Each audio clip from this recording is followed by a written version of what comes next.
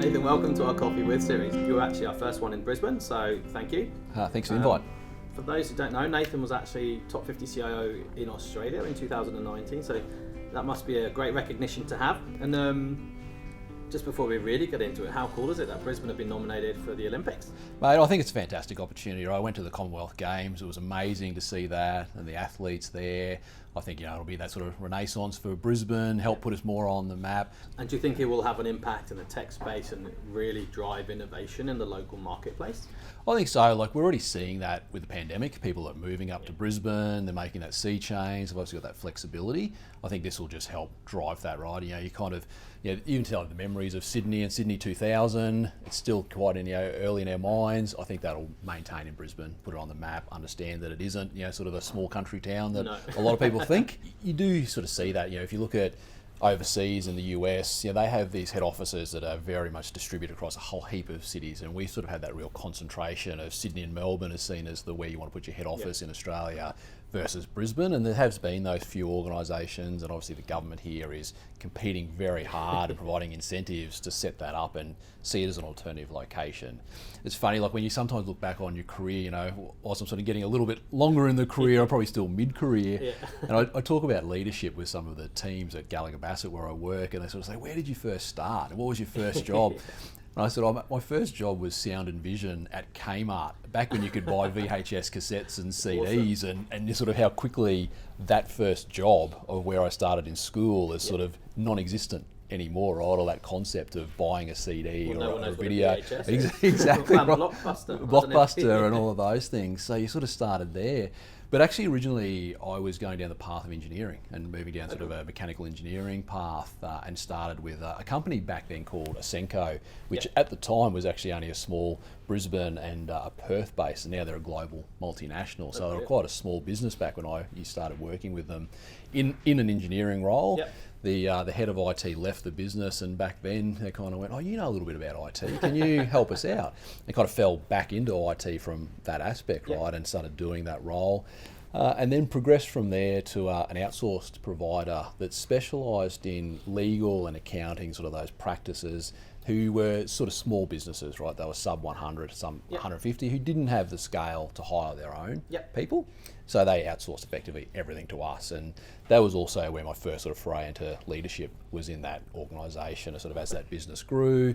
And very much was that mindset of not a strong people leader, but I was sort of the strong technical person that picked up the leadership role based on technical knowledge, not people knowledge. And this is sort of where, career-wise, you don't always plan what happens. And that's also been probably reinforced with COVID and remote working. Is we've all got remote teams, and I would say sometimes we were lucky, or it was easier, right, when your team was there, you worked with them day to day, you had that personal connection face to face. You've got to be actually open that staff can come up to you, or your team members can raise, say, you're not doing this quite right, or I'm missing this, or I need this connection. And you've got to have that openness, and you've got to schedule that time as well, right? Because you're not having that, going and grabbing a coffee or that impromptu, informal. You've got to more consciously schedule it, build that connection, understand, and if you're on a phone call with them, ask them how they are, how they're going, so it's not just a token, very quick business related call. You've got to spend time obviously understanding the person and issues or challenges, or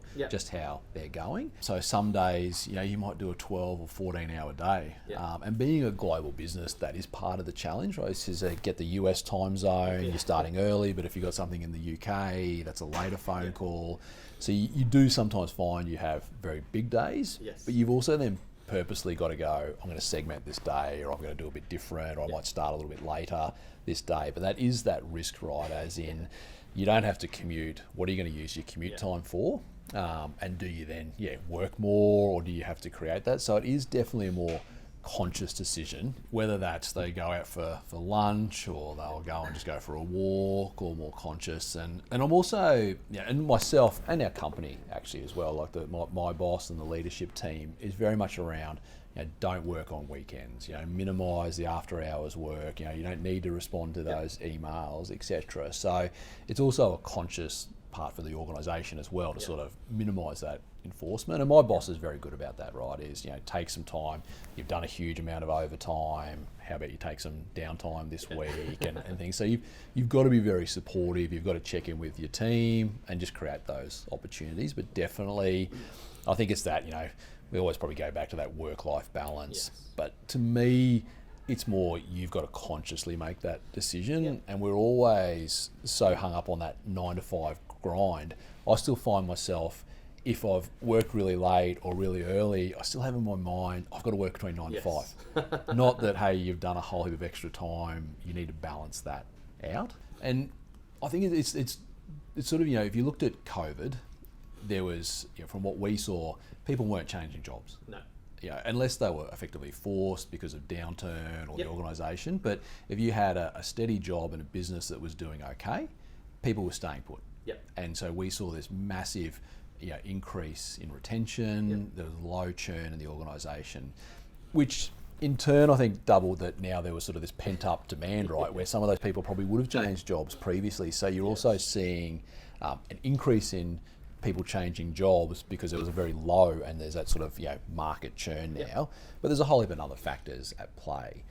We had an executive meeting this week, and it was a top agenda item.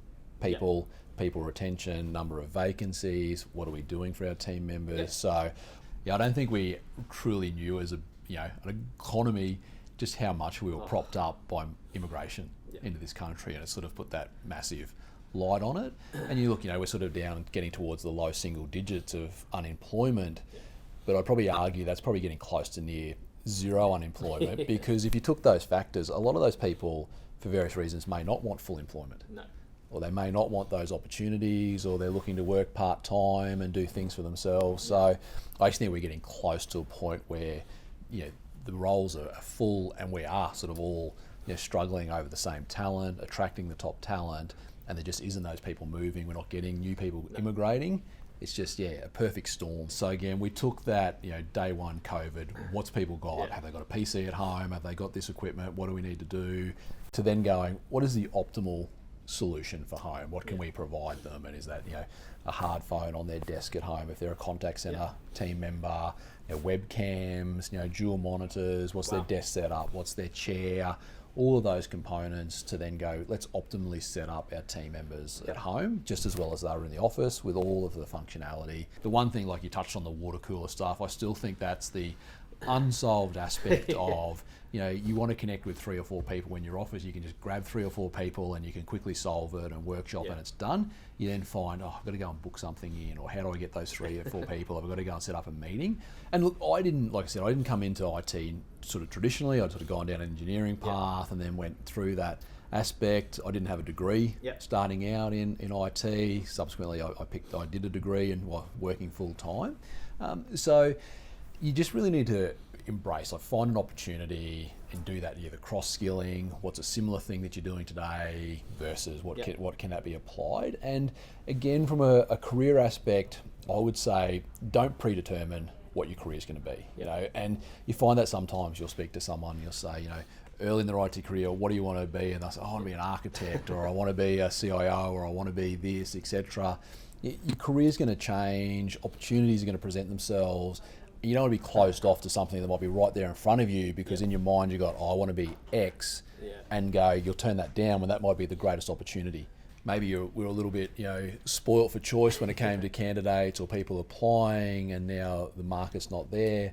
So it also gives that opportunity, right, where people may necessarily not have received a start in technology previously because they would have been competing potentially with someone who could do the job or was well skilled.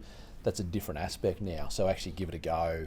Apply it and try, because there's a different talent pool available in the market, and then apply for that, and then find where you want to go. Start in some of the roles and then progress and go from there, and just open your mind to that. May not follow a normal trajectory, but there's plenty of opportunities. Perfect. Well, I think that's all great, and that's good advice. Last question for you: who's going to win, the Wallabies, Kiwis, and the Rugby Union coming up? Mate, I always like to say the Wallabies, because of being Australian. It's always a challenge versus the All Blacks, mate. So I always hold out a hope, and obviously off the back of France the other day, that was a phenomenal game, that last game here. So it was brilliant. So who knows? I think there's a resurgence in Australian rugby, and let's hope it continues to go that way. Hopefully there'll be a Suncorp. Hopefully. Exactly. Thank you very much for your time. Thank you.